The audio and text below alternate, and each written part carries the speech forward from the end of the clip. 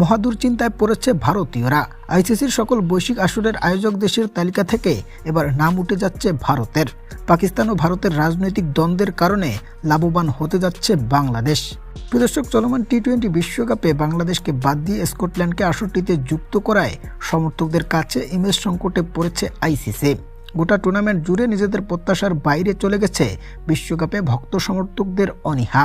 ফলে সমর্থকদের খরায় পড়ে ক্রিকেট তার আকর্ষণ হারিয়েছে এবং বিপুল পরিমাণ অর্থনৈতিক ক্ষতির সম্মুখীন হতে হয়েছে ক্রিকেটের সর্বোচ্চ নিয়ন্ত্রক সংস্থা আইসিসিকে।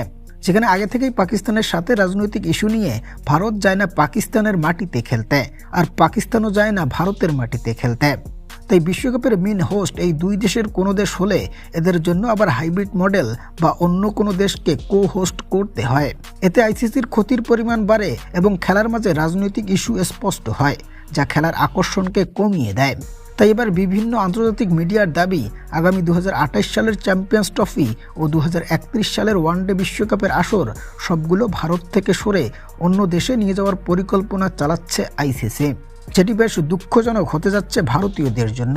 যেখানে 2031 সালে ওয়ানডে বিশ্বকাপের কো হোস্ট হিসেবে নাম আছে বাংলাদেশের। তাই ভারত যদি এই বিশ্বকাপ আয়োজন করতে না পারে তবে ক্ষতিগ্রস্ত হবে বাংলাদেশও, কারণ বাংলাদেশে তখন আর হবে না এই টুর্নামেন্টের কোনো ম্যাচ।